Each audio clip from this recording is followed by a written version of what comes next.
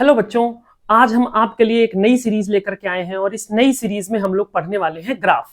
ठीक है, कैसे हम लोग ग्राफ देखते हैं। और ग्राफ का यूज केवल और केवल मैथमेटिक्स में नहीं है। हम लोग जो फिजिक्स पढ़ते हैं तो फिजिक्स में आजकल का ट्रेंड है कि मैक्सिमम क्वेश्चंस ग्राफ से बन जाते हैं। तो ग्राफ हम समझ ही नहीं पाते हैं कि ये ग्राफ हम कैसे रिलेट करें और ग्राफ को हम कैसे हैंडल करें। तो ये सारा डिस्कशन हम लोग इस सीरीज में करने वाले हैं ताकि आपको आपके मैथमेटिक्स में भी काम आए और आपके फिजिक्स में भी काम आए। तो अभी हम लोगों का जेई का एग्जाम आने वाला है, सेकंड अटेम्प्ट। ठीक है, उसके लिए भी आपको ये ग्राफ बिल्कुल हेल्प करने वाले हैं। चलो ठीक है, हम लोग एकदम बेसिक से स्टार्ट करते हैं कि कैसे हम लोग ग्राफ को देखेंगे। अब सपोज हमने यहां पे एक फंक्शन लिख रखा है fx is equal to x. क्या लिख रखा है? fx is equal to x. तो यहां पे अब हमें एक बात क्लियर है कि ये y इज इक्वल टू क्या दे रखा है? x दे रखा है।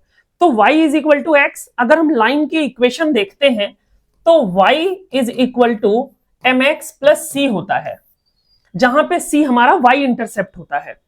तो अब अगर देखते हैं y is equal to mx plus c और c हमारा y इंटरसेप्ट है, तो इसकी जनरल इक्वेशन हम ग्राफ पे यानी कैसे बनाएंगे। तो अगर y is equal to mx plus c है तो देखो यहां पे हम दो काम करते हैं, बहुत ध्यान से सुनना। कि सबसे पहली बात है कि हम एक बार x बराबर 0 लेते हैं तो y की वैल्यू कितनी आ जाएगी? y is equal to c। It means कि ये वाला जो पॉइंट होगा ये 0, c होगा। इस पॉइंट पे x 0 है और y कितना है? c, और यही हमारा y इंटरसेप्ट कहलाएगा। अब अगर हम यहां पे y बराबर 0 रख लें, y बराबर अगर हम 0 रखते हैं तो x की वैल्यू देखो क्या आएगी? x की value minus c by m आएगी। अगर हम y बराबर 0 रख लें तो x बराबर माइनस सी बाई एम आ जाएगी। तो x की value minus c by m, तो सपोज करो ये हमारा minus c by m value आ गई। तो ये जो जनरल इक्वेशन हमारी बन के आ रही है, ये इस तरीके से हम लोग क्या करते हैं? लाइंस को ड्रॉ कर लेते हैं। और जो हमारा स्लोप होता है ये हमेशा anti clockwise direction from the x axis. जो भी हम स्लोप की बात करते हैं that is anti clockwise direction in from the x axis. ठीक है, तो अब ये वाला जो एंगल है ये हमारा स्लोप है और ये हमारी लाइन की इक्वेशन हो गई। तो अब सपोज करो कि यहां पे c नहीं है, y इज इक्वल टू केवल और केवल क्या है? mx है। ठीक है, तो y is equal to mx मतलब c नहीं है, तो c नहीं है तो मतलब y is equal to x, यानी ये वाली जो लाइन है वो पासेस थ्रू द ओरिजिन, यानी y is equal to x that is the passes through the origin. यानी एक बात तो क्लियर है कि ये जो y is equal to x है ये हमारी लाइन होगी जो कि पासेस थ्रू द ओरिजिन होगी, और ये वाला जो एंगल होगा यानी जो स्लोप है, अब आप स्लोप यहां पे देखो m इज इक्वल टू 1 है, m is equal to 1, it means that tan theta is equal to 1। और tan थीटा 1 कब होता है? जब थीटा की वैल्यू हमारी क्या होती है? 45 डिग्री होती है। तो यानी यहां पे क्या हो गया हमारा? 45 डिग्री। और ये वाली एक्सिस हमारी क्या हो गई? y, और ये वाली एक्सिस हो गई हमारी x। ठीक है, तो ये हमारा ग्राफ बन जाता है y is equal to x का। इसका डोमेन क्या होगा? इसका डोमेन अगर हम बात करें तो y is equal to x का जो डोमेन होगा, डोमेन हमारा कोई भी रियल नंबर r, ठीक है, और जो हमारा रेंज होगा वो भी हमारा क्या हो जाएगा? कोई भी रियल नंबर r हो जाएगा। तो ये हमारा y is equal to x का ग्राफ हो गया। एकदम बेसिक हमने स्टार्ट करा है y is equal to m x plus c में y is equal to x का ग्राफ हम लोगों ने अभी डिस्कस किया है। अब हम लोग डिस्कस करेंगे y is equal to x square का ग्राफ। ठीक है, अब y is equal to x square का ग्राफ अगर हम लोग देखें तो देखो y is equal to x square. तो एक्स स्क्वायर ये हमारा किस तरीके का फंक्शन है? ये हमारा इवन फंक्शन है। आप x की कोई भी वैल्यूज डालेंगे तो उसमें x जो y आएगा वो हमेशा हमारा कैसा आएगा? पॉजिटिव आएगा। आप किसी भी x के लिए जो y आएगा ये हमेशा पॉजिटिव आएगा, या आप x को नेगेटिव इंटीजर रखो या आप पॉजिटिव इंटीजर रखते हो। तो यहां पे एक बात तो क्लियर है कि ये जो ग्राफ बनने वाला है, ये ग्राफ आप देखेंगे तो ये ग्राफ आपको ऐसा दिखाई देगा। This is symmetrical about y axis.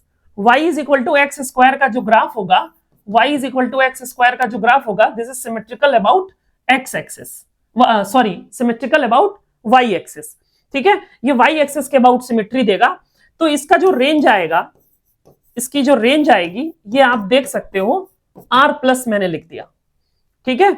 इसकी जो रेंज आएगी वो आर प्लस आएगी और इसकी जो डोमेन आएगी, इसकी जो डोमेन आएगी वो भी हमारी क्या आ जाएगी, आर आ जाएगी, ठीक है।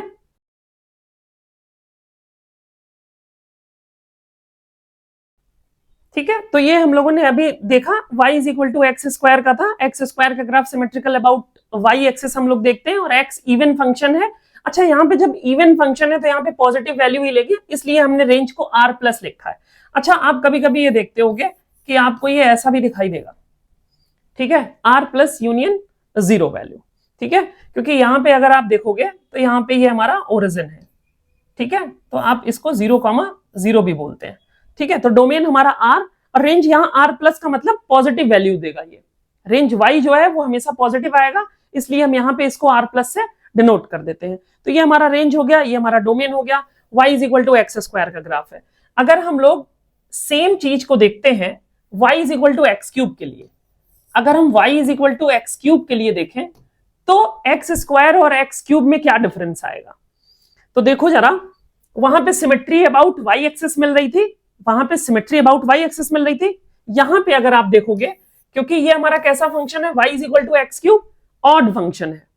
y is equal to x cube हमारा क्या है, ऑड फंक्शन है। अच्छा, इवन और ऑड हम कैसे निकालते हैं, तो बस जस्ट एक रिवीजन दे देता हूं मैं कि जब आप f ऑफ माइनस एक्स रखते हैं और वैल्यू f ऑफ x आए, ठीक है, तो ये हमारा इवन फंक्शन होता है, ठीक है, इसको हम इवन फंक्शन बोलते हैं। और अगर y is equal minus x रखते हैं, मतलब f ऑफ माइनस एक्स रखते हैं, तो जो हमारा अगर फंक्शन आता है माइनस ऑफ एफ एक्स, तो ये हमारा ऑड फंक्शन होता है, ये हमारा ऑड फंक्शन होता है, ठीक है। तो y is equal to x cube है, y is equal to x cube हमारा ऑड फंक्शन हुआ। और इस ऑड फंक्शन की वजह से इसमें जो ग्राफ बनता है वो ग्राफ आपको ऐसा दिखाई देगा। वो जो ग्राफ बनेगा आपको वो कैसा दिखाई देगा, जो ग्राफ होगा वो आप इस तरह से देखेंगे,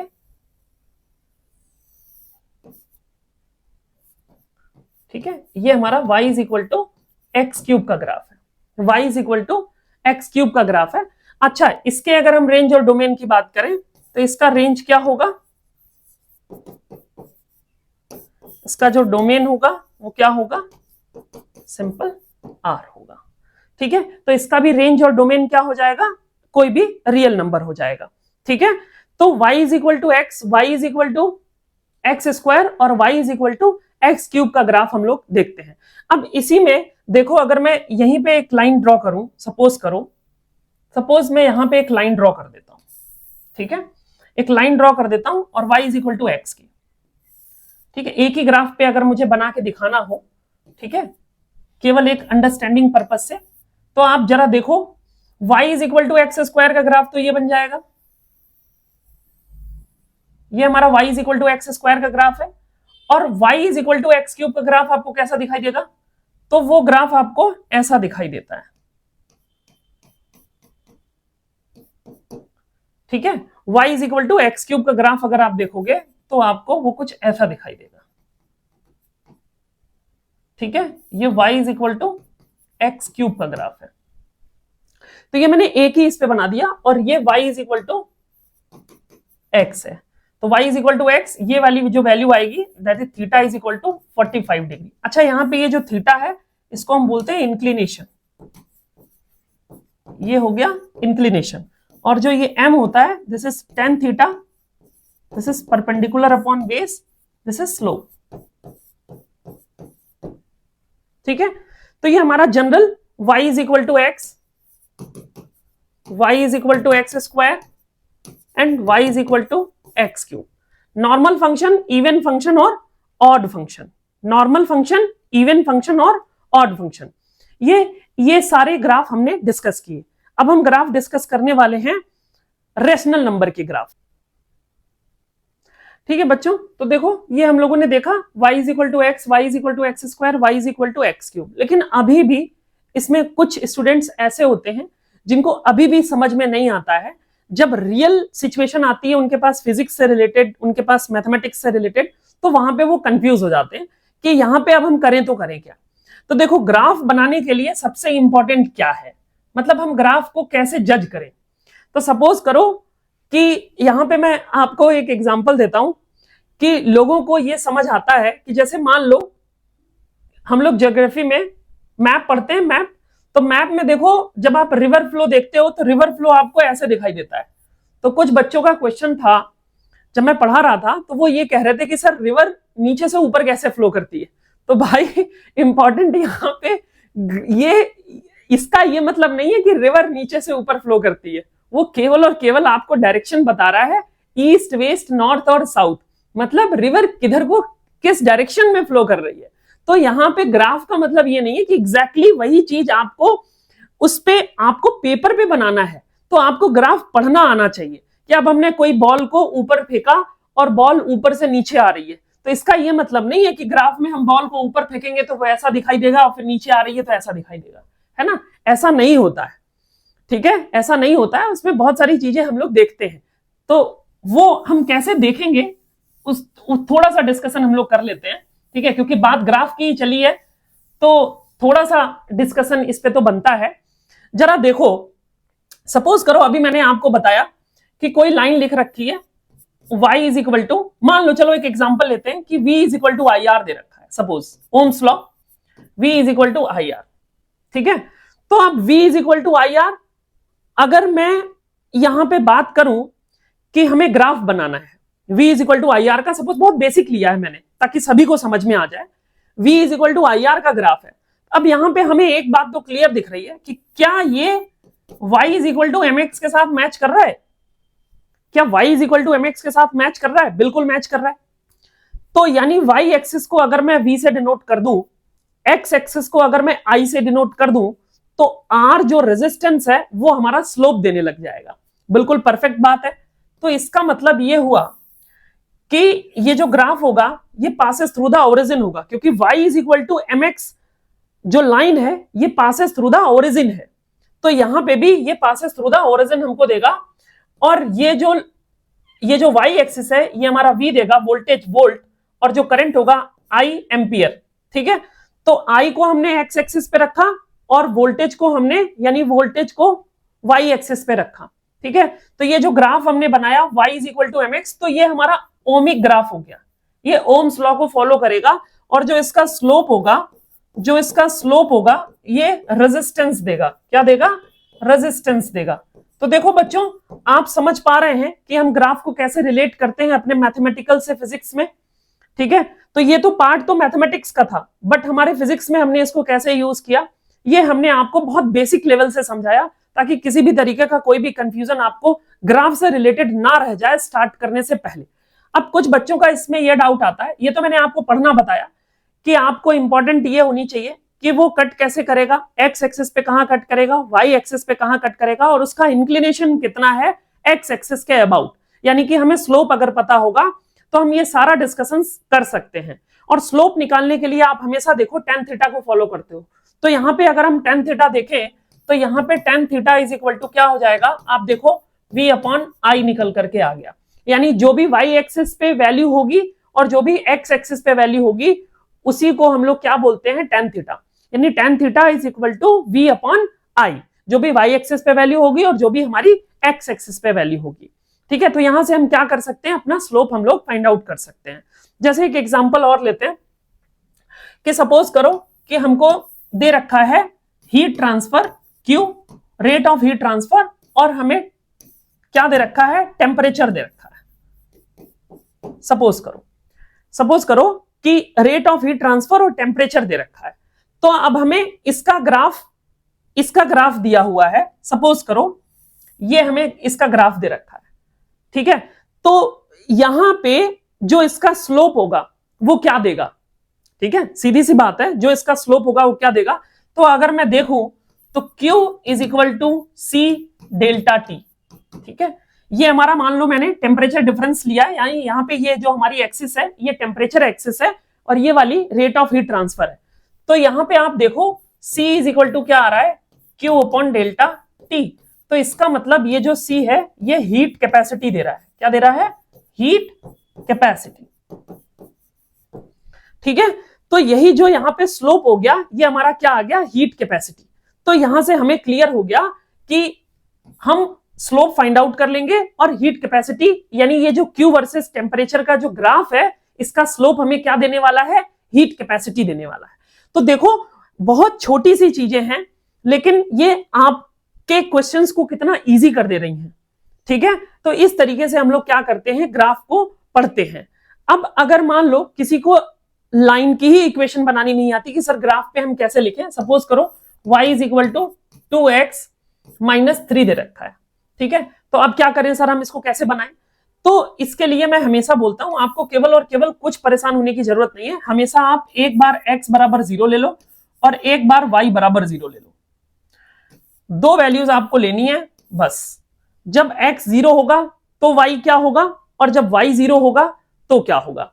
अब यहां पे देखो, जैसे ही हम x बराबर 0 रखेंगे तो आप देखो y इज इक्वल टू क्या आ जाएगा, -3, यानी आपको एक कोऑर्डिनेट मिल गया 0, -3। ठीक है, तो देखो हम लोगों ने एक कोऑर्डिनेट तो निकाल लिया। अब हमको क्या चाहिए, इसका दूसरा कोऑर्डिनेट चाहिए। क्यों दूसरा कोऑर्डिनेट चाहिए, क्योंकि हमें x और y एक्सिस पे अपनी लाइन को ड्रॉ करना है। ठीक है, तो दो पॉइंट मिल करके ही हम एक लाइन को ड्रॉ कर सकते हैं, तो वी नीड 2 पॉइंट्स। ठीक है, तो 1 पॉइंट 0, -3, यानी हमने कैसे निकाला, एक बार x को 0 रखा और y को y -3 आ गया। अब दूसरा अब हम लोग कैसे करेंगे, y को अब हम लोग क्या रख लेंगे, 0 रख लेंगे। तो जैसे ही अपन y को 0 रखेंगे तो x की वैल्यू देखो क्या निकल करके आ गई, 3/2। तो यानी दूसरा कोऑर्डिनेट हमको 3/2, 0 मिल गया। ठीक है, और एक कोऑर्डिनेट हमको क्या मिल गया, 0, -3।